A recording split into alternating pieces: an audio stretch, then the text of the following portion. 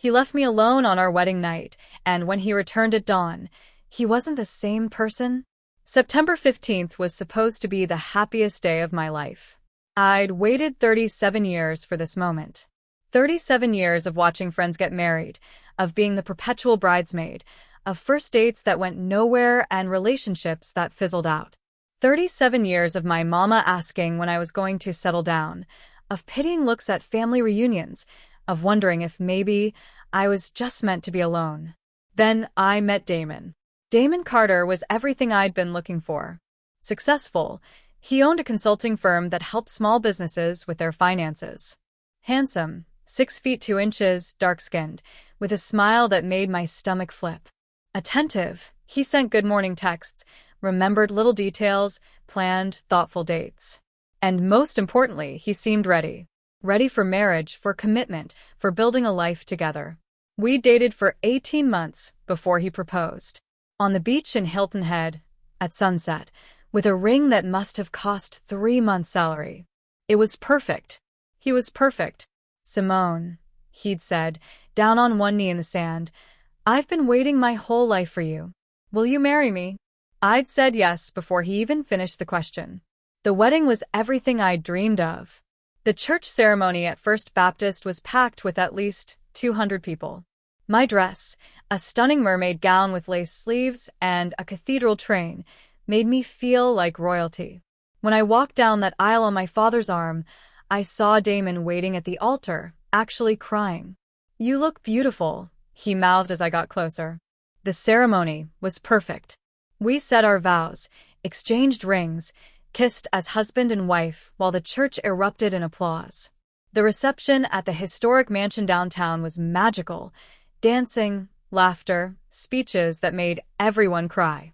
Damon held my hand all night, whispered how much he loved me, how he couldn't wait to start our life together.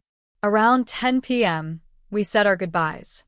We were staying at the Ritz-Carlton downtown, the honeymoon suite. The Maldives honeymoon would come in 2 weeks, but tonight was ours. Our wedding night, the beginning of forever. The suite was breathtaking. Floor-to-ceiling windows overlooking the city. A massive bed with rose petals scattered across white silk sheets. Champagne chilling in a bucket. Soft music playing from hidden speakers. The hotel had thought of everything.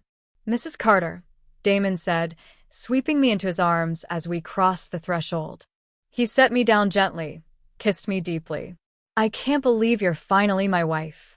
I can't believe you're finally my husband, I said, wrapping my arms around his neck.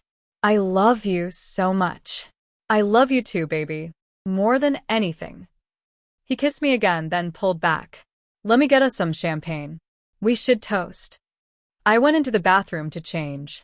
I'd bought special lingerie for tonight, a white lace teddy that had cost more than I wanted to admit, but made me feel sexy and beautiful. I took my time, wanted everything to be perfect.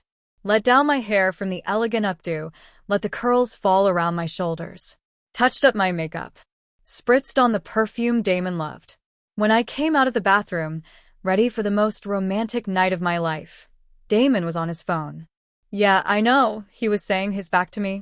I said I would, didn't I? Just give me. He turned, saw me, and his eyes went wide. I gotta go. He hung up quickly, too quickly. Who was that? I asked, trying to ignore the small knot of anxiety forming in my stomach. Nobody. Just Marcus checking in. He smiled, but it didn't reach his eyes. You look incredible. Thank you. I walked toward him, tried to push away the weird feeling. So, champagne? Actually, baby, I need to run out for a second. I stopped. Run out? What do you mean run out? I forgot something. For tonight. Something special I wanted to surprise you with. He was already grabbing his jacket. I'll be right back. 30 minutes, tops. Damon, it's almost 11 o'clock.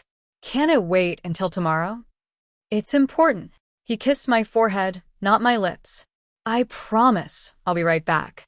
Don't wait up, just relax. Order room service if you want. I'll be back before you know it. But he was already at the door. I love you. This is going to be worth it, I promise.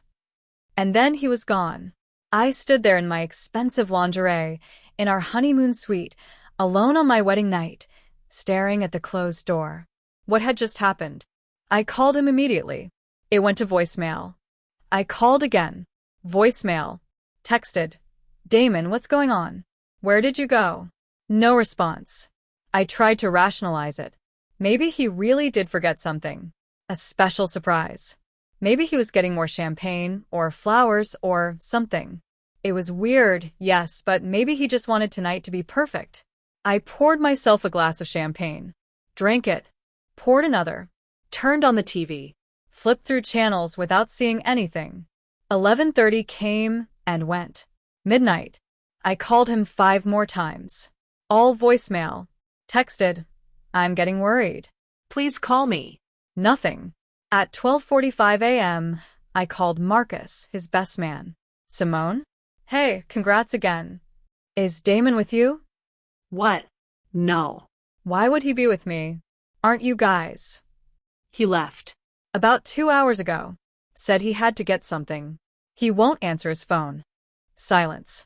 That's weird. Let me call around. I'll let you know if I hear anything. I called his brother next. His cousin. His 2 other groomsmen. Nobody had heard from him. I sat on the edge of that massive bed, rose petals crushed under my weight, still wearing my wedding lingerie, and started to cry. Not delicate tears, ugly, gasping sobs. What was happening? Where was my husband? Why would he leave me alone on our wedding night? I called my sister Lauren at 1:30 a.m. Simone? What's wrong? I told her everything through tears. That motherfucker, she breathed. I'm coming over there. No. Don't. I'm sure he'll be back. He has to come back. This is our wedding night. If he's not back in an hour, I'm coming whether you want me to or not. 2 a.m. 2:30 a.m. 3 a.m. I'd gone through every possible scenario in my head. He'd been in an accident. He'd been mugged. He'd gotten food poisoning and was too sick to call. He'd run into an old friend and lost track of time. But none of it made sense. Why wouldn't he answer his phone? Why wouldn't he text? I finally took off the lingerie, put on the hotel robe, and curled up on the couch. Couldn't bring myself to get in that bed alone. Not on my wedding night. At 4:30 a.m., exhausted and emotionally drained, I fell asleep. The sound of the door opening woke me. I jerked up, disoriented, my neck stiff from sleeping on the couch. Damon stood in the doorway. But it wasn't Damon. Not the man I'd married 12 hours ago. His tuxedo was disheveled, jacket gone, shirt untucked and wrinkled. His bow tie was missing. His shoes were scuffed. But it was his face that made my blood run cold. He looked haunted. His eyes were red-rimmed, wild, darting around the room like he expected someone to jump out at him. His hands were shaking. There was a cut on his knuckle, dried blood crusted around it. Damon. I stood up slowly, like approaching a wounded animal. Where have you been? I've been calling you all night. I need to take a shower, he said, his voice flat, emotionless. He wouldn't look at me. A shower? Damon, you've been gone for over 5 hours. On our wedding night, I've been terrified. I said I need a shower. He walked past me into the bathroom and locked the door. I stood there, shock and confusion and anger and fear all battling inside me. I knocked on the bathroom door. Damon, please. Talk to me. What happened? Where were you? The shower turned on. No answer. I pressed my ear against the door and heard something that made my heart break, sobbing. My husband was in there crying. Baby, please let me in. Whatever happened, we can figure it out together. Please. Nothing. Just the sound of water and muffled sobs. The shower ran for 45 minutes. When he finally emerged, his eyes were even more red, his face pale. He wouldn't meet my gaze. Damon. I'm tired. I need to sleep. You need to talk to me first. You disappeared on our wedding night. You can't just come back and not explain. Simone, please. His voice cracked. I can't. I just need to sleep. We'll talk later. He climbed into bed, turned away from me, and within minutes, His breathing had evened out. Whether he was actually asleep or just pretending, I couldn't tell. I sat on the edge of the bed as dawn light started filtering through the windows, watching my husband's back, and felt the first crack of fear split my chest open. Something had happened last night. Something that changed him. Changed us. And I had no idea what it was. Damon slept until noon. I didn't sleep at all. I sat in that honeymoon suite watching the sun rise over Atlanta, still in my hotel robe, my wedding night stolen from me, my husband a stranger in our bed. I kept replaying the last 12 hours, trying to make sense of it. The phone call, the sudden departure, the 5-hour disappearance, his haunted eyes, the cut on his knuckle, the way he wouldn't look at me. Something terrible had happened. I knew it in my bones. When he finally woke up, he went straight to his phone. Checked it frantically, his face going through a series of expressions, relief, then anxiety, then something that looked like fear. "Damon," I said quietly. "We need to talk." "I know." He set his phone down, ran his hands over his face. "I'm sorry about last night. Something came up. An emergency." "What kind of emergency?" "Business thing. Client crisis." I had to handle it. I stared at him. "A business emergency at 11 o'clock on our wedding night? And you couldn't answer your phone for 5 hours? Couldn't send a single text to tell me you were okay?" My phone died. "Don't lie to me, Damon." My voice was harder than I'd ever used with him. "You came back here at dawn looking like you'd been through hell. You had blood on your hand. You were crying in the shower. That wasn't a business emergency." He stood up abruptly. I said, "I'm sorry. What else do you want from me?" "The truth. I want the truth about where you were and what happened." "Nothing happened." He was yelling now, his voice sharp, desperate. "Can we just drop it? Please? It's over. It's handled. I'm here now. But you're not here. Not really." I stood too, facing him across the bed. "The man who came back at dawn isn't the man I married yesterday. Something changed. Something happened. And I need to know what it was." "You're being paranoid." He grabbed clothes from his suitcase. "I'm going to get dressed.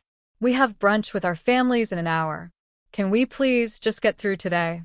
He locked himself in the bathroom again. I sat on the edge of the bed, my hands shaking. This wasn't right. None of this was right. Brunch with our families was torture. My mama kept asking if we'd had a wonderful night, a knowing smile on her face. I smiled and lied, and said it was perfect. Damon's mother gushed about how beautiful the wedding was. Everyone wanted to hear about our honeymoon plans, wanted to see us be the happy newlyweds. Damon played his part perfectly.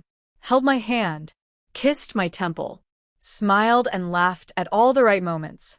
But I could feel the tension in his body. Could see his eyes darting to his phone every few minutes. Could feel the distance between us despite his hand in mine. "You okay, sis?"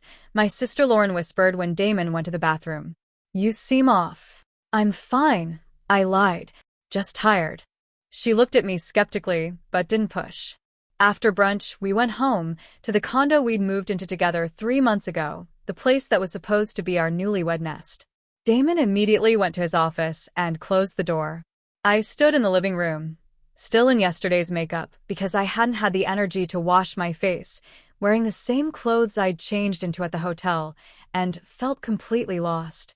What was happening to my marriage? We'd been married less than 24 hours, and already something was fundamentally broken. I knocked on his office door. "Damon." "I'm working." "Important call." But I could hear him through the door. He wasn't on a call. He was pacing, muttering to himself, the floorboards creaking with his agitated movement. I pressed my ear to the door and heard fragments. "Can't tell her. She can't know. God, what did I do? Have to fix this." My blood ran cold. The next few days were a blur of wrong. Everything was wrong. Damon barely slept. I'd wake up at 2 a.m., 3 a.m., 4 a.m., and find him sitting in the living room in the dark, staring at his phone. When I'd ask what was wrong, he'd say, "Nothing. Just work stress. Go back to bed." He jumped at every sound. A car door slamming outside. His phone buzzing. The doorbell. He'd freeze, this look of pure terror crossing his face, before he'd catch himself and try to play it off. He stopped touching me. No kisses goodbye. No hugs hello. When I tried to initiate intimacy, we still hadn't consummated our marriage, he'd make excuses. I'm too tired. I don't feel well. I have to finish this project. He became obsessed with his phone, constantly checking it, constantly texting someone. And when I asked who he was talking to, he'd say, just work, just clients. But I saw the way his hands shook when he typed, saw the panic in his eyes when he read responses. Something was very, very wrong. 5 days after our wedding, I did something I never thought I'd do.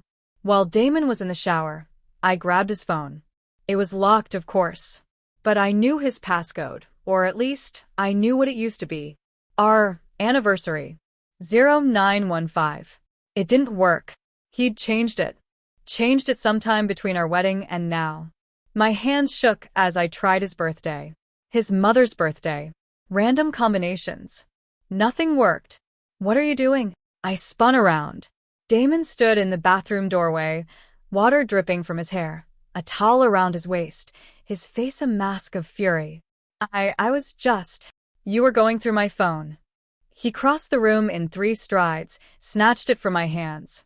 You don't trust me? You've been acting insane since our wedding night. You disappeared for 5 hours. You won't tell me where you went. You barely look at me. You're on your phone constantly. What am I supposed to think? You're supposed to trust your husband. Trust goes both ways, Damon. And right now, you're giving me every reason not to trust you. He stared at me, his jaw clenched, something wild and desperate in his eyes. For a moment, I thought he might tell me, might break down, and confess whatever terrible thing had happened that night. Instead, he said, I'm going for a drive.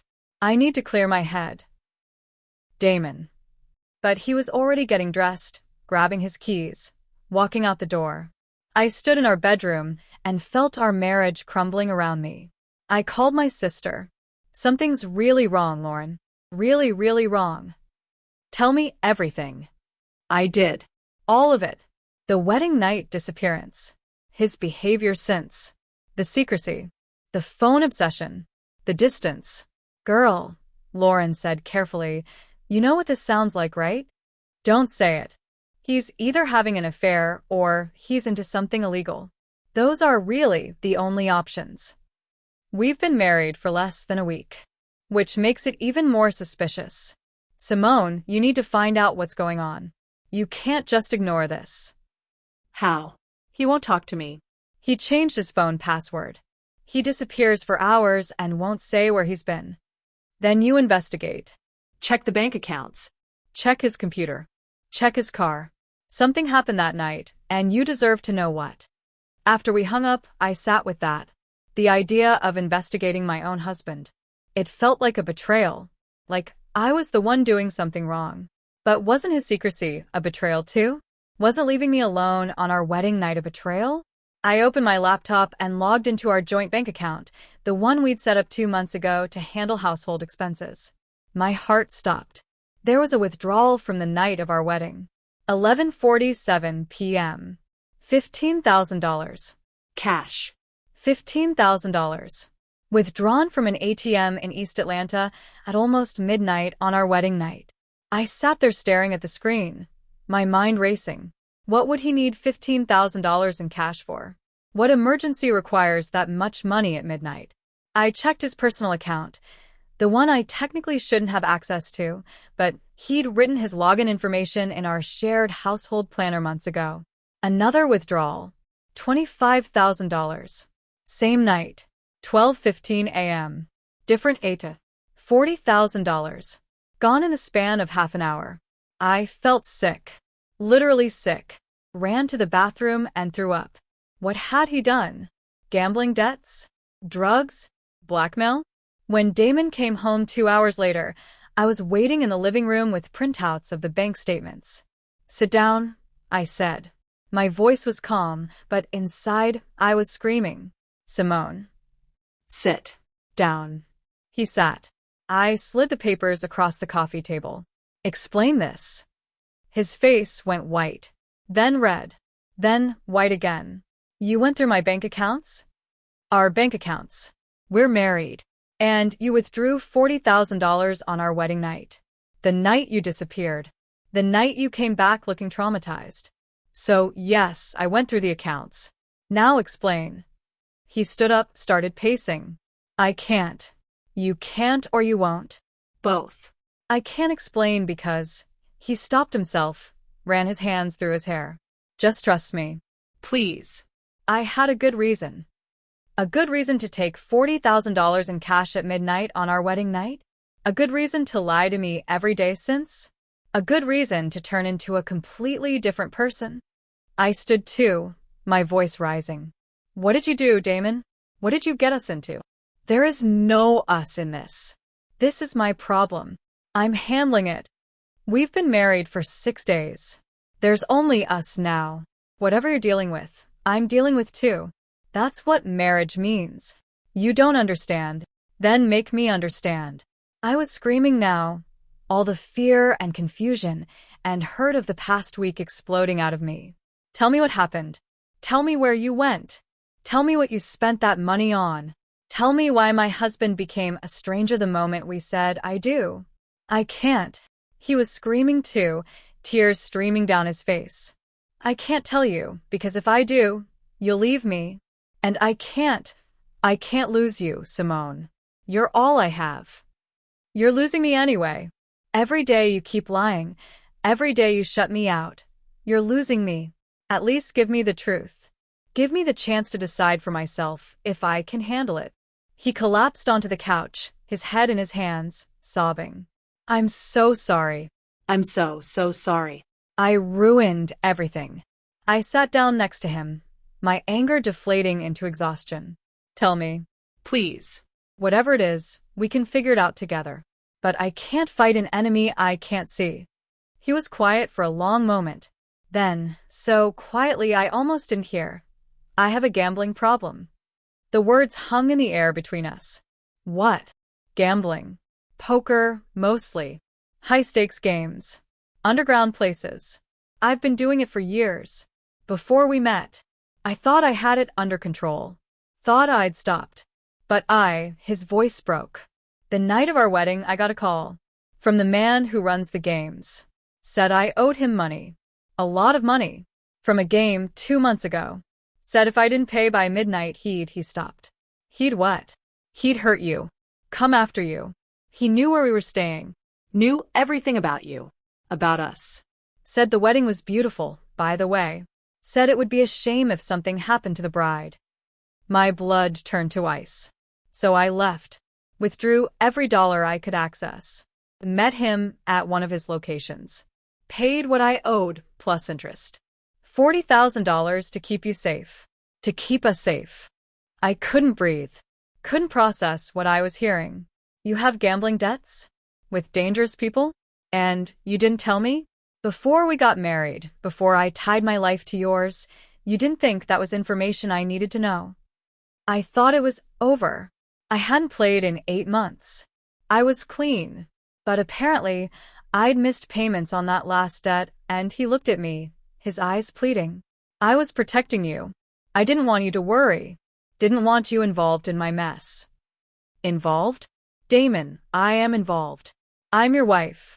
Some criminal threatened me, and you didn't even tell me. What if he comes back? What if 40,000 wasn't enough? What if… I stopped, a horrifying thought occurring to me. Is this over? Did that payment close the debt? His silence was answer enough. Oh my God. I stood up, backed away from him. Oh my God. How much do you owe? Simone. How much? Total? Including interest and penalties? About $180,000. The room spun. I grabbed the arm of the couch to steady myself. $180,000. You owe criminals $180,000 and you married me knowing that? You put me in danger? I couldn't finish. Couldn't think. I'm going to fix it. I'm working on a plan. I can get the money. How? How are you going to get $180,000? I'll take a loan against the business. Sell some assets. I'll figure it out. When are they expecting payment? He looked away. 2 weeks. 2 weeks. I laughed, but there was no humor in it. We're supposed to be in the Maldives in 2 weeks. On our honeymoon. Instead, you'll be what? Scrambling to pay off loan sharks? Praying they don't come after us? I won't let anything happen to you. I swear. You already let something happen. You let me marry you without knowing any of this. You let me tie my life, my future, my safety to someone with a secret gambling addiction and massive debts to dangerous people. I grabbed my purse, my car keys. I can't be here right now. I can't look at you. Where are you going? I don't know. Anywhere but here. Simone, please. Please what, Damon? Please forgive you? Please understand? Please risk my life for a man who's been lying to me since before we even got married. I opened the door, turned back to look at him. I loved you. I gave you everything. And you've been lying to me this whole time. I love you too. That's why I'm trying to protect you. You're not protecting me. You're destroying me. I walked out, got in my car, and drove. I didn't know where I was going. I just drove. Through tears, through traffic, through the ruins of my week-old marriage. My phone rang. Damon. I didn't answer. It rang again. Again. Again. Finally, I pulled over into a grocery store parking lot and answered. What? There's something else. His voice was small, broken. Something I need to tell you before you hear it somewhere else. My stomach dropped. What else could there possibly be? The cut on my hand. From that night. It wasn't from, he took a shaky breath. There was a fight. At the meeting. One of the other guys who owed money. Things got violent. I hit someone. Broke his nose. And he knows who you are. Knows where you work. He made some threats. I felt disconnected from my body. Like I was watching this happen to someone else. You got in a fight with a criminal who now knows where I work. I'm so sorry. Stop saying you're sorry. Sorry doesn't fix this. Sorry doesn't make me safe. Sorry doesn't undo the fact that you've put a target on my back. I was screaming into the phone. People in the parking lot staring. I'm a social worker, Damon. I work with vulnerable people. What if they come to my office? What if they hurt my clients? What if? They won't. I'll make sure. You can't make sure of anything. You couldn't even make sure you showed up for our wedding night. I hung up, turned off my phone, sat in that parking lot, and cried until I had no tears left. I'd been married for 6 days. And I already knew it was over. The question wasn't whether I'd leave. The question was whether I'd survive long enough to do it. I went to my sister's house. Showed up at 9 p.m., eyes swollen, makeup ruined, my entire life in shambles. Lauren took one look at me and pulled me inside. Tell me everything. I did. The gambling addiction. The debts. The threats. The fight. The $180,000 owed to dangerous people. The 2-week deadline. All of it. Jesus Christ. Lauren breathed when I finished. Simone, you need to leave. Tonight. Pack your things and get out. I can't just leave. Yes, you can. This man has put your life in danger. He married you knowing he owed money to violent criminals. He's been lying to you from day one. She grabbed my shoulders. You've been married for 6 days. 6 days. You can get this annulled. Walk away like it never happened. But I love him. Love isn't enough when someone's putting your life at risk. Love isn't enough when someone lies about something this massive. Her eyes were fierce. Mama didn't raise us to accept this kind of mess. You know what she'd say if she knew. I did know. Mama would tell me to run. Fast and far. What if he really does fix it? I asked weakly. What if he gets the money and pays them off? And what about the next time? Because there will be a next time, Simone. Addiction doesn't just disappear because you pay off one debt. He'll gamble again. He'll lie again. He'll put you in danger again. Lauren's voice softened. I know this hurts. I know you wanted this marriage to work, but sometimes the kindest thing you can do for yourself is walk away. I spent that night at Lauren's, my phone still off. hiding from my husband, and the catastrophic mess he'd created. The next morning, I turned my phone back on. 53 missed calls from Damon. 27 text messages. Please come home. We need to talk. I'm going to fix this. I love you. Please don't give up on us. I can't lose you. And then, at 3 a.m., they called again. They want to meet. They said if you're smart, you'll convince me to pay up. They know where your mama lives, Simone. They know where Lauren works. I'm so sorry. I'm so fucking sorry. My blood turned to ice. They knew where my family lived, where my sister worked. These people, these criminals Damon had gotten involved with, had information about everyone I loved. I called him immediately. Simone. Thank God. What did you tell them about my family? Nothing. I swear. They must have investigated us. These people, they're professionals. They know how to find pressure points. So my mother and my sister are now targets because of your gambling problem? I won't let anything happen to them. I'm meeting with them today. I'm going to negotiate. Negotiate what? You don't have $180,000. And even if you did, you said yourself you'll never get it in 2 weeks. I'm going to ask for more time. I'll offer them my business as collateral. Something. Anything. His voice cracked. I will fix this, Simone. I promise. Your promises don't mean anything anymore. I hung up and sat there shaking. Lauren found me staring at my phone. What happened? I showed her the messages. We need to tell Mama, she said immediately. She needs to know she could be in danger. This will break her heart. She was so happy at the wedding. So proud. And now I have to tell her that her new son-in-law is involved with criminals who might hurt her. Better a broken heart then. Lauren stopped, but we both knew what she'd been about to say. Better a broken heart than a body. Telling my mother was the hardest thing I'd ever done. She listened quietly as I explained everything. When I finished, she was silent for a long moment. I knew something was wrong, she finally said. At the brunch. The way he was acting. The way you were pretending to be okay. I knew. She looked at me, her eyes sad but firm. Baby girl, you know what you need to do. I know. You cannot stay with a man who puts you and your family in danger. I don't care how much you love him. I don't care how much you wanted this marriage to work. Your safety, our safety, comes first. Everyone's going to talk. The wedding was 6 days ago. If I leave now, everyone will know the marriage failed immediately.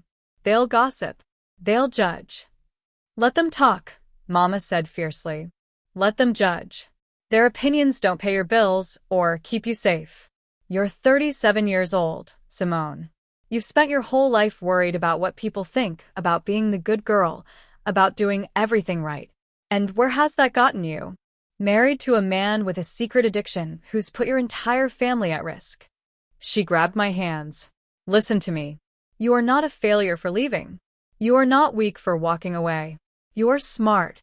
You are protecting yourself. That takes more courage than staying ever would. I started crying. I waited so long for this. For him. For marriage. For someone to choose me. And it was all a lie. It wasn't all a lie, Mama said gently. I believe he loves you. I believe he wanted to be a good husband. But love and good intentions aren't enough when someone's battling an addiction. He needs help. Professional help. And you can't sacrifice yourself trying to save him. I called a lawyer that afternoon. Not a family lawyer this time, a criminal defense attorney that Lauren's husband recommended.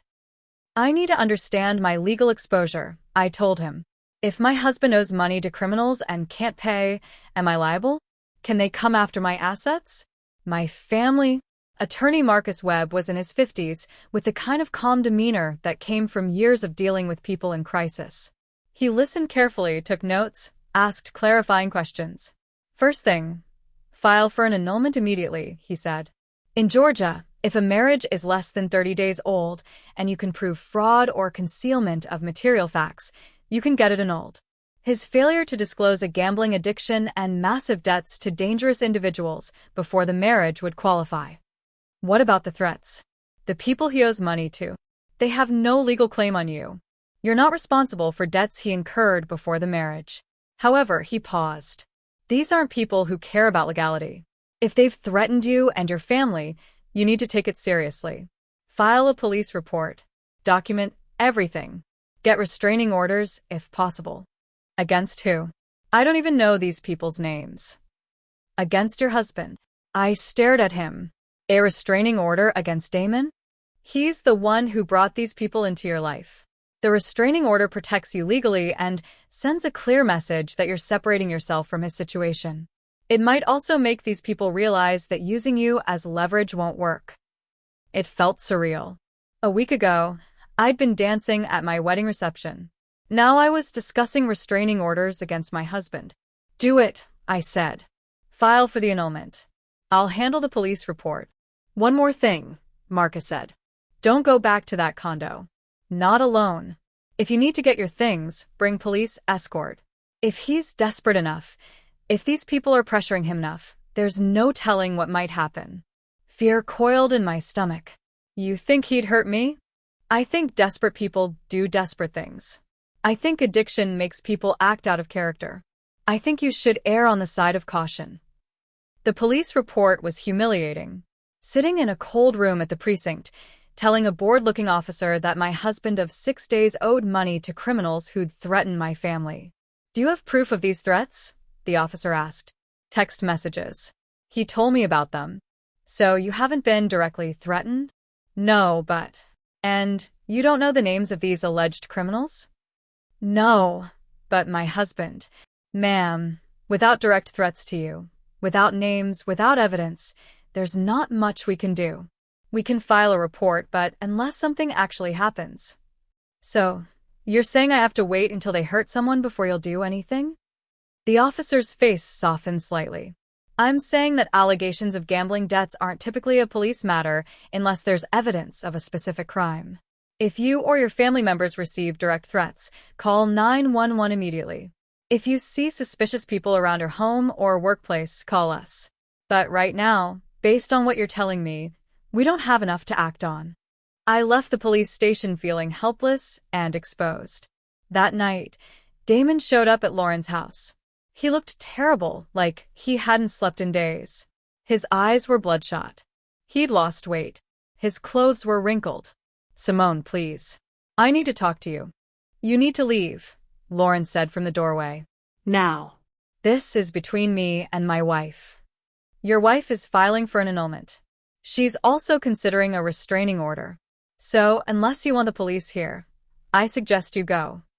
Damon's face crumpled. Simone, please. Don't do this. Don't give up on us. I know I messed up, but we can get through this. I stepped forward, my voice steady despite the tears threatening to fall. You didn't mess up, Damon. You lied. You kept secrets that put me and my family in danger. You married me knowing you owed $180,000 to violent criminals. That's not a mistake. That's a betrayal. I was trying to protect you. By lying? By hiding the truth? By letting me commit my life to someone I didn't really know? I shook my head. That's not protection. That's manipulation. I love you. If you loved me, you would have been honest before we got married. You would have given me the choice. You would have let me decide if I wanted to tie my life to someone with your problems. My voice broke. But you didn't give me that choice. You took it from me. You let me stand in that church and make vows based on lies. I'll get help. I'll go to Gamblers Anonymous. I'll do therapy. Whatever it takes. You should do those things. But you should do them for yourself, not for me. Because I'm done, Damon. I'm done risking my safety. Done risking my family. Done being married to someone I can't trust. Please, he was crying now. Please don't leave me. You're all I have. If you leave, I have nothing. Then maybe that's the rock bottom you need to hit. He stood there for a long moment, tears streaming down his face. Then, quietly, I'm so sorry. For all of it. You deserved better. You deserved everything. And I destroyed it. Yes, I said simply. You did. He left. I watched him walk to his car, shoulders slumped, a broken man. And I felt nothing. No satisfaction. No vindication. just exhaustion. The annulment process moved surprisingly quickly. Georgia law was on my side. Fraud and concealment of material facts before marriage was clear grounds. Damon didn't contest it. He signed the papers without argument, accepted that it was over. The annulment was finalized 23 days after our wedding. Legally, it was like the marriage never happened. But the trauma had happened. The betrayal had happened. The fear had happened. 2 days after the annulment, I got a call from an unknown number. Against my better judgment, I answered. Mrs. Carter? Oh, wait, I guess it's Miss Johnson now, isn't it? A man's voice. Smooth. Dangerous. My blood ran cold. Who is this? A friend of your ex-husband's. I heard about the annulment. Smart move. Damon's not exactly husband material, is he? What do you want? Just wanted you to know that you made the right choice. Walking away. Because Damon's debt? That's his problem now. Not yours. As long as you stay away from him, stay out of his business, you and your family are safe. We're not monsters. We don't go after innocent people. You threatened my mother. We were motivating your husband. Pressure points, you understand. But you removed yourself from the equation. Smart. Now you're just a civilian. And we don't bother civilians. He paused. Stay that way. Don't try to help him. Don't give him money. Don't get involved. And you'll never hear from us again. The line went dead. I sat there shaking, then immediately called Marcus Webb, my attorney. Document everything, he said after I told him about the call. Save the number. Record any future calls if you can. But honestly, it sounds like they're telling you you're clear as long as you stay away from Damon. Is he safe? What happens to him? That's not your problem anymore, Simone. I know that sounds cold, but you have to protect yourself. He made his choices. He has to live with the consequences. 2 weeks after the annulment, my mama insisted I come to Sunday dinner. The whole family was there, aunts, uncles, cousins. Everyone who'd been at the wedding. I dreaded it. Dreaded the questions, the pity, the judgment. But when I walked in, Mama had clearly already told everyone. There were no questions. No prying. Just hugs. Just love. Just family surrounding me, holding me up. We don't talk about him, Aunt Patricia declared. That man doesn't deserve our breath. We're here to celebrate our girl being free. Free? I said. I'm divorced, annulled, whatever, after 6 days of marriage. I'm 37 years old starting over from scratch. I'm not free. I'm humiliated. Baby girl, my grandmother said, my 82-year-old grandmother who rarely spoke, but when she did, everyone listened. You're not starting over. You're starting fresh. There's a difference. Starting over means going back to zero. Starting fresh means taking everything you learned and building something better. I don't know how to do that. One day at a time, she said simply. One foot in front of the other. One breath. One choice. One moment of choosing yourself over shame. The months that followed were hard. Really hard. I had to tell people at work what happened. Had to endure their sympathy and their gossip.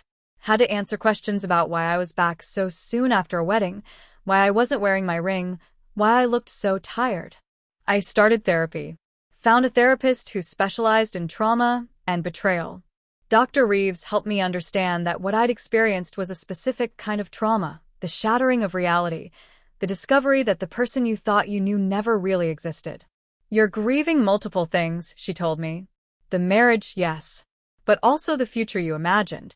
The man you thought you married. Your trust in your own judgment. Your sense of safety. All of it. The grief came in waves. Some days I was fine. Other days I couldn't get out of bed. Some days I was angry, furious at Damon for lying, for stealing my wedding night, for putting me in danger.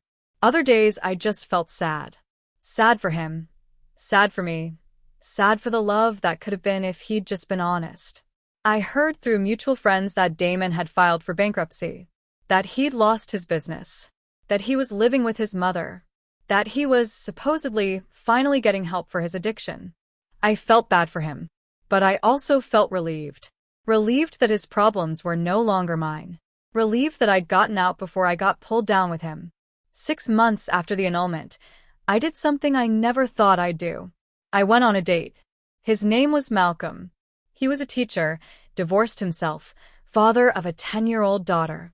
We met at a bookstore, both reaching for the same book at the same time, like something out of a romantic comedy. We got coffee, talked for 3 hours. It was easy, comfortable, no pressure. I should probably tell you, I said toward the end. I was married for 6 days. Earlier this year. 6 days? His eyebrows rose. That's specific. Long story. Very long story. But the short version is, he wasn't who I thought he was. I found out some things on our wedding night that made it impossible to stay. Malcolm nodded slowly. Thank you for telling me. And for what it's worth, it takes strength to walk away from something you wanted, even when you realize it's not what you thought. A lot of people would have stayed and tried to make it work. I tried. For 6 days, I tried. But some things can't be fixed. No, he agreed. Some things can't. We dated casually for a few months. Nothing serious. We were both too damaged, too cautious for serious. But it was nice. Nice to be seen as Simone, not as the woman who'd been lied to, not as the bride who'd annulled her marriage, just Simone. It didn't last. We wanted different things ultimately, but it reminded me of something important. I was still capable of connection. Still capable of trust. Even if it took longer now. Still capable of opening my heart. Even if it was more careful now. 1 year after my wedding that wasn't really a wedding, I threw myself a party. Not a big party. Just my close friends and family. My sister, my mama, my grandmother. My cousins. My girls from college. The people who'd held me together when I was falling apart. What are we celebrating? Keisha asked as we toasted with champagne. Survival, I said. 1 year ago, I married a man I didn't really know. He left me alone on our wedding night. He put me in danger. He lied about everything. And I thought it would break me. I looked around at all these faces, these people who loved me. But it didn't break me. It cracked me open. It forced me to get strong in ways I never knew I needed to be. It taught me that I can trust myself, that when something feels wrong, it probably is. It taught me that love without honesty is just pretty words. It taught me that I'd rather be alone than settle for someone who can't show up for me. To Simone, Lauren raised her glass, who walked away from wrong to make room for right. To survival, Mama added. To new beginnings, my grandmother said. We clinked glasses and drank, and I felt something I hadn't felt in a year. Hope. 18 months after my wedding night disaster, I ran into Damon. Literally ran into him at the grocery store, our carts colliding in the produce section. Simone. He looked different. Healthier. The haunted look was gone from his eyes. He'd gained back the weight. Hi. Hi. We stood there awkwardly, two people who'd promised forever and barely made it a week. You look good, he said. Happy. I am happy. You look better too. I'm sober. 18 months. Gamblers Anonymous therapy, the whole thing. I'm working for my uncle's company now. Nothing glamorous, but it's honest work. He paused. I paid off the debt. Took me a year, but I did it. I'm free. I'm glad. Really. I owe you an apology. A real one. Not the desperate ones I gave you when I was trying to manipulate you into staying. He took a breath. What I did to you was unforgivable. I married you knowing I was in trouble. I put you in danger. I stole your wedding night. I lied about everything. You deserved so much better than what I gave you. Yes, I said simply. I did. For what it's worth, losing you was the wake-up call I needed. When you left, when you filed for annulment, when you chose yourself over trying to save me, that's when I finally hit rock bottom. That's when I finally got serious about getting help. I'm glad you got help. I'm glad you're doing better. But Damon, you didn't need to lose me to get better. You needed to be honest with yourself. With me. That could have happened before the wedding. Before you put me through all of that. I know. I know that now. He looked at me with such sadness. I think about that night sometimes. Our wedding night. How I should have been there with you. How I stole that from both of us. How I destroyed something before it even had a chance to begin. Me too, I admitted. But I've made peace with it. It wasn't meant to be. You weren't ready. And honestly, I'm glad I found out after 6 days instead of 6 years. I'm glad I got out before I got pulled under with you. You're dating someone? I smiled. That's none of your business. But I'm happy. Really, genuinely happy. And I hope you find that too. Real happiness. Not the high of winning at a poker table, but actual peace. I hope so too. He started to push his cart away, then turned back. Thank you. For walking away. For not trying to save me. For being strong enough to choose yourself. You saved my life by leaving me. I watched him walk away. This man I'd married. This stranger I'd divorced. This person who taught me the hardest lesson of my life. And I felt grateful. Not for the pain. Not for the betrayal. Not for the fear or the trauma or the stolen wedding night. But for the strength I'd found on the other side of it all. For learning that I could survive heartbreak and still open my heart again. For learning that walking away doesn't make you a quitter. Sometimes it makes you a survivor. For learning that the life you planned isn't always the life you need. 2 years after my wedding that lasted 6 days, I stood in my new apartment. A beautiful one-bedroom in a good neighborhood that I'd saved up for and signed the lease on by myself, and looked at my life. I'd gotten a promotion at work. Made new friends. Traveled solo to places I'd always wanted to see. Started painting again, a hobby I'd abandoned in my 20s. Joined a book club. Volunteered at a women's shelter, helping other women navigate leaving dangerous situations. I was 39 now. Still single. Still sometimes sad about how things had turned out. Still sometimes angry at the year Damon had stolen from me. But I was also happy. Genuinely, independently happy. I'd learned that I didn't need someone to complete me. I was already complete. I'd learned that being alone and being lonely weren't the same thing. I'd learned that sometimes the worst thing that happens to you teaches you the most important lessons.